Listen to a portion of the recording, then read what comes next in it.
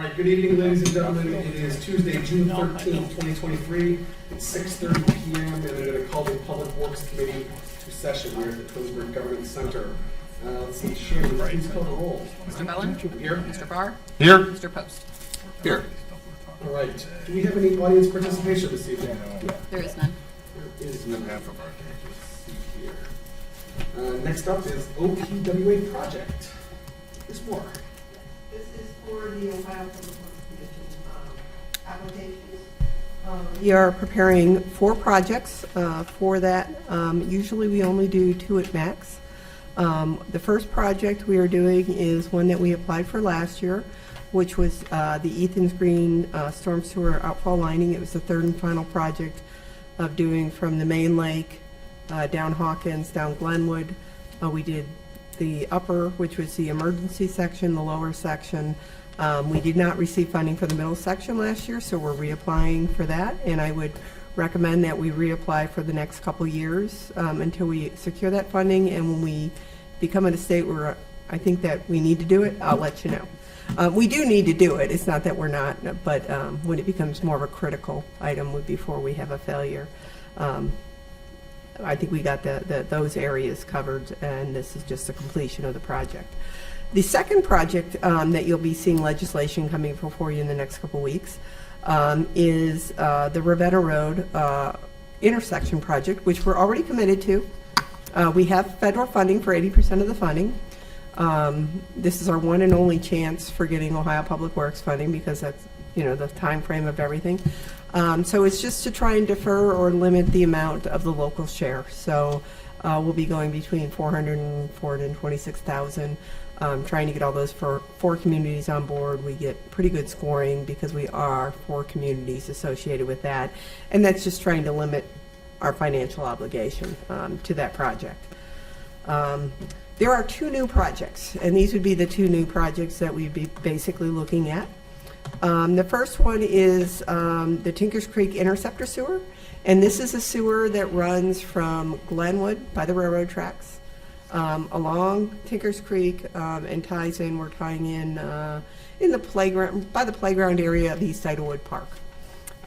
This is the main trunk sewer that when we knew we were taking a reminder of its flow, we always were concerned about this system as far as having some surging with I&I and different things. And we did a study and we do have some surging on it. There are no houses in the vicinity.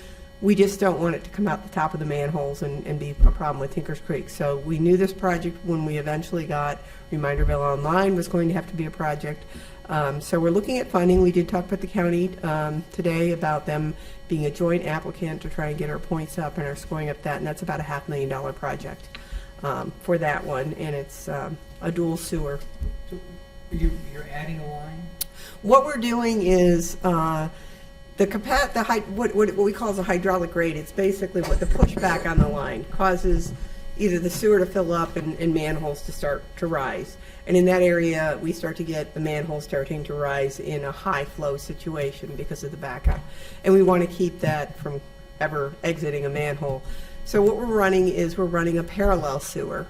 So it's a 15-inch sewer right now that comes from that direction, and it ties into a 24-inch sewer that eventually makes its way to the plant because it receives more flow from Glenwood Acres.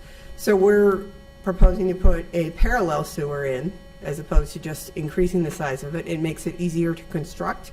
You can keep the other one in operation, and then connecting the 2 or tying them together so they can equalize and keep that flow in those high level situations down to where it should be within the pipe or acceptable. Again, we're not worried about basements at this point, which is typically what you would worry about if something like this was happening. But we don't want to have a CSO, combined sewer overflow, into Tinkers Creek where you're putting raw sewage into Tinkers Creek. And we always knew that was a possibility, and there is a 11.2% that the county will put in because the flow comes from Reminderville as well to upgrade that system. So it's about 2,000 feet of sewer that we'll be putting in it, and it's through an existing easement in there. And the fourth and final project is one that you have kind of heard about a little bit as far as tree removal, that we had to do some emergency tree removal up there by the post office on the main stem of Tinker's Creek. It's caused erosion behind the post office over there.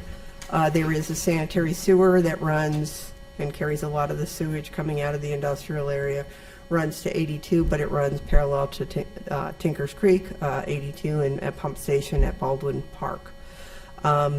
What it has done as a result of this erosion is kind of undermine the sewer a little bit. We have a little bit of movement in that sewer. Not enough that we think we have a complete failure, but we have to do something to fix the section from manhole to manhole and prevent any, stabilize the bank and erosion. So we're currently in contract with Davie Resource Group to do a bank stabilization.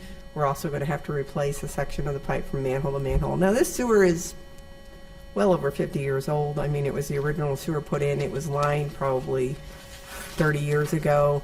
The lining is at least holding it. It has a lot of flow through it, so it's actually in pretty good shape for the rest of the sewer. We're also looking at doing some manhole repair due to some of the hydrogen sulfide gases that have affected the concrete in that area, and adjusting them and making them completely watertight so we don't have any issues with the creek or interaction. Again, environmental.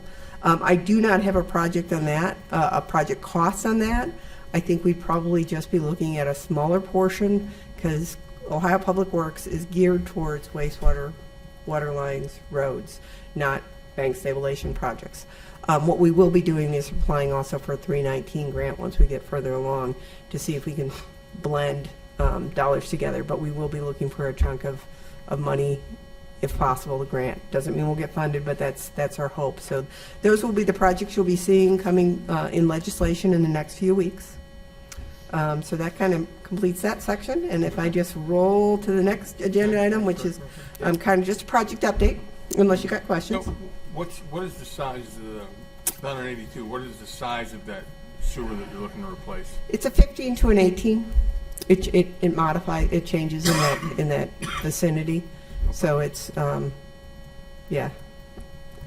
And that's we'll all be storm. matching the That's size. Not, and that's storm, not sanitary. That's a sanitary sewer, that's sanitary. and that's why it's critical, because we don't want it to fall into the creek. So that's why we have to do the bank stabilization to make sure that everything's good there, and then we have to adjust the slight migration of that line that occurred to get everything back and stabilized. We'll be using a green technology for bank stabilization because part of it's in a conservation easement area as well. And like I said, we'll be looking at some funding through EPA for green bank, restoration. Thanks. And one quick question before you get going on your project updates. So these 4 projects, we're going to be getting legislation to allow to go to try to get OPWA funding, correct? Correct. Okay. And those 4 projects are moving forward regardless of whether we get that funding, correct? Yes, like I said, the first one that we're talking about, the liner, we will move that forward. I would say we probably also, if we didn't get it again this year, we might reapply for another year.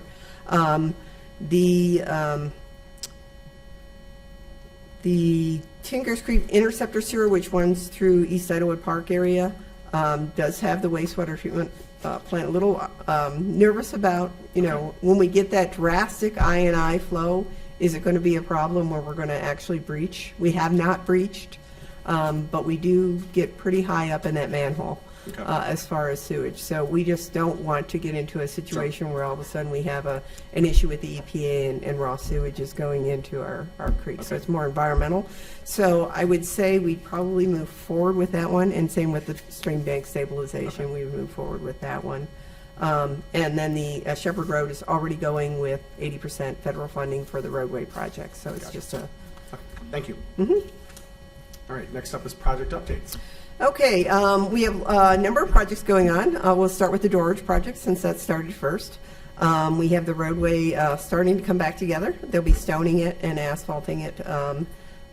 We do have a few change orders associated with that. We think they're going to balance out in the end, pluses and minuses, but we're right on that happy cusp of being equal. The biggest one that impacted us had to do with a Cleveland Water specification change. that wasn't posted online, that wasn't in their specs. It was due to them meeting this winter with manufacturers as far as recommendations, specifications, and on a material that they use to backfill the certain type of pipe we're using. Like I said, we're hoping we balance that out and don't have to come back to you in August, but if we come back in August or September with not a significant change order, but a change order, that would be the biggest reason is some of those Cleveland water changes. Like I said, we're using a lot of recycled material to change out from premium, virgin material to try and save some money as far as backfill and stone. So we think we're fairly even, but I'm not going to tell you we're 100% there until I get a little more of the cost. We've only had 2 invoices on the project. We're about 32% billed out on that project, and you'll see this month the roads start to come back together, and then the asphalt, the concrete drive aprons going in, and restoration. So we're pretty good on schedule on that. The second project is road program. We did, question. Yes, I do. I just keep going. I know, you're fast, you're fast. They asphalted Waldo Way, and it looks really good. But when you get to Waldo Way, and I think it's Patton, on the right-hand side, there's like a hill, and they come down, and they go right in the middle of Waldo Way, and they're just flying by. You don't stripe streets that are in a development, do you? We don't usually stripe streets that are 25 miles per hour in a residential I mean, subdivision. it is 25, but they go 35, 40. We can, if there's a concern, we can ask for police patrol, especially if you know time of day that those are going on. But on a residential 25-mile-an-hour street, it's not required, and you could stripe every street you wanted to, but there's a cost associated with it, and being at a 25 mile per hour, there's not really those safety issues. Now, if they're speeding, that's a user issue and an enforcement issue. So we can ask for maybe some of the traffic monitoring to occur, especially if you know time of day. I would let the police chief know time of day that those are issues, that they can actually look at it. Okay, all right. Yeah. Thank you. So going into the road program, which is Waldo Way and those areas, we have everything torn up right now. We have the Highland subdivision completely put back together with surfacing. I don't know if seeding and all that has been completed. We're pouring concrete. We're doing something on everywhere right now. So we're pretty good we're probably ahead of schedule on there, and we're actually doing very well financially, other than the one change order, which was more related to Parks and Rec issues, and it was a very small one we had earlier. So I expect that one to come in under and release some funds for my next project. Ravenna Sanitary, we have experienced some issues out there. Typically, we require a saw cut or on that road for a variable asphalt thickness, and that can be anywhere from 13 to 6 inches, and we expect that. What we encountered out there was, we got out there, they cut probably that depth. They removed the 12 inches of asphalt and found 12 inches of concrete underneath, so we had to remobilize for saw cutting.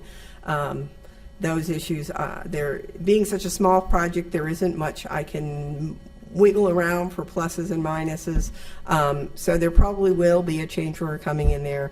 Right now, I'm thinking somewhere around the $15,000-$20,000 element associated with that, and we have a couple water vaults that we can't quite get by associated with that. So that change order will come in. I'm hoping to offset it with a road program, and you'll see those this fall once we have a better balance on where we're at.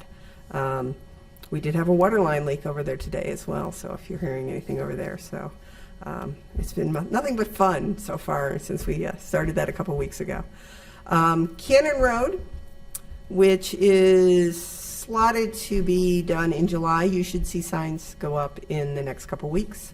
There will be a closure in there. We have to do a culvert crossing across the road. We'll be replacing guardrail, and then we'll be doing the surface up from the bridge up to Liberty Road, and that is the only section that is federally classified, and that's why the funding is through AMATs, and that's why we're not doing all of Cannon Road with that project. And then finally, that completes kind of the construction element, the stuff we're working forward. Just to give you an update on the ODNR project, the grant that was for the Chamberlain Park area, we are having a little stick tug of war with the Army Corps right now. We were looking at permitting a whole culvert over there to increase the seating and create ADA access. We now have to go with a feasibility study. They don't like that. They want us to put the bridge. So we're trying to come up with some alternatives. The mayor and I went out there, walked it, kind of looked at, well, can we not go the whole 150 feet? Can we make it with a shorter? Don't know if the Army Corps is going to buy that. So we still are working on that. I am currently out of public professional services, so we're going to try and take a run and stab at it one more time, doing it internally in office. But I may be coming back to you needing some assistance through somebody that's more environmentally qualified, that can deal with the Army Corps, speak their language a little better, to try and get a permit and approval process to get in there and get what we want as well as what's environmentally friendly up there. So that's my update on all the projects. Any other questions?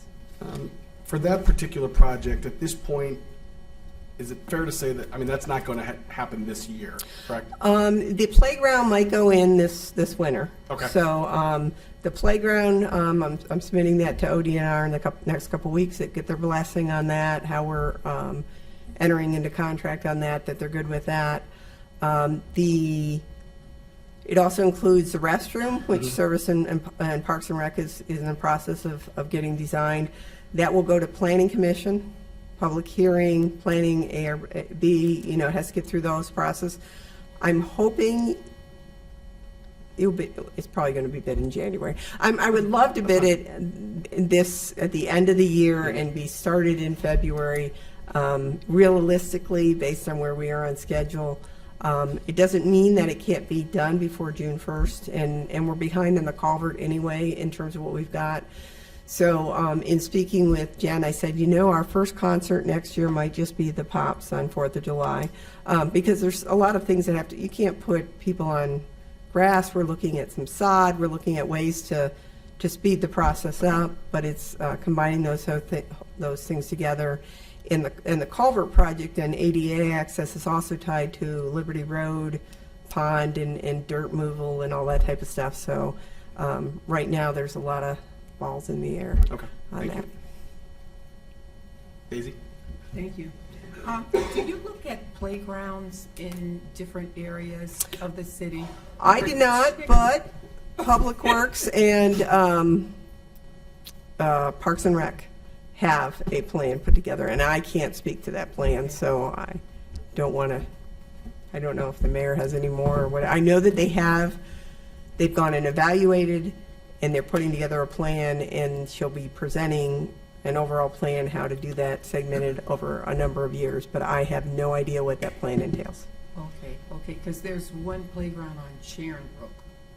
There's playgrounds all the way. If you went to I'm all the speaking playgrounds, about Daisy, it's not mine, just not one playground. anybody's. I'm just throwing mine. I don't care, but if you could put that one on the list, because They went and looked at every playground that we have responsibility to maintain, Okay. and they put together a matrix of how they wanted to repair and what they wanted to do, and a process, and I believe she's going to present that. I don't know when, but they have been working on that. So it's a work in progress, and there's more to come. Okay, thank you. Mary, you had something? Right, they're right. They went out there and they did look at all of them. They're rating them by worst to best.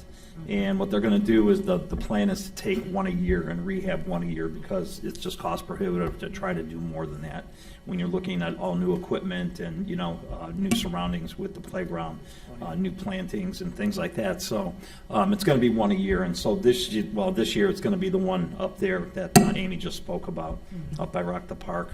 And then next year they'll start on the list from again the worst to the best. They'll do another one next year, year after, until we get through all of them. They're doing just the minor maintenance right now. Anything that we can do in-house, that's what we're taking care of. But other than that, the rebuilds is gonna happen afterwards. How many little parks are there? How many little parks? Like these I little don't know. parks you're talking There's about? quite a few. You Most got of the Sharon developments Brook, you have got them. the one over on Birchwood, you got one over on Meadowwood, you got one over on You got two in the Deerfield. preserves. On Dayflower, there's one, You over- got I mean, Dayflower, Meadow. there's a That's number all of them, So, and I are we can't tell you them all. 15 to 20? Total 15? I don't know if there's fully 20. Yeah, I don't think there's Is that, that there's many, 15? 12 to but there's 15. plenty, plenty. Just want to get an idea. Yeah. Thank you. Is that all for your project updates? Mm-hmm. Yeah. Comments, questions, concerns? Mr. Barr? Amy, if I may, in the interest of getting you out of here in a timely fashion this evening, do you have anything you'd like to elaborate on ordinance 7223, which I know is our OPWC sanitary sewer? Yes. Just since you're here, So you so can you're going talk to get me about- out so I don't have to go to caucus? Thank you, Mr. Barr. Appreciate that. do what I can. That is basically typical language, because we get reimbursement for those projects. It's typically, usually a resolution of intent. I think it's an ordinance this time. Right. That basically talks about that you understand that we're getting reimbursed associated with those projects. So the billing on Ravenna Sanitary will start having a reimbursement process. You've done it for every other Ohio Public Works project that we have Gotcha. undertaken. Gotcha, guys. Is there any reason for an emergency on this? And that was a question, the billing is No. just going to start. I have to wait until a check is issued before I can even ask for reimbursement. Putting an emergency on it just means that I can process those things, so if I'm a little ahead of your schedule, it's just about turning over money. But money's not going to be turned over for at least 30 days from this point, so I would definitely put it on emergency when you do if not before, or pass it before you go on break, if it's not the third reading, so that any of the billings, it's just about turning over money, it's about getting money back to the city. So it's not about spending money. Anybody else? Mr. Post? I'm going to sort of do bullet point number 5 here, new business miscellaneous. I'd like to give you a call and walk the sidewalk by the park on Liberty over there. And we could just kind of, remember we've talked about that a couple times, that I want to get that sidewalk kind of looked at. So I'm going to give you a call, maybe you and I can go walk that next week or something. If that's, is that something you? As long as it's not raining, no, I actually go out a lot in the rain, but for I a don't mind the sidewalk, rain. I don't need to. I don't mind the rain. But is that okay if I give you a call, we Give walk me a that next call. week? Give me a call. All I right, mean, perfect. I'd like to walk that and just get that ball moving. okay. Awesome, thank you. Thank you, Amy. I appreciate it. Thank you. Any other unfinished, new, or business or miscellaneous? I have nothing. Nothing. All right. All right, that said, we have no absent members to excuse. The next meeting date of the Public Works Committee will be on Tuesday, October 10th, 2023. And with that, I will adjourn the Public Works meeting at 6:53 PM.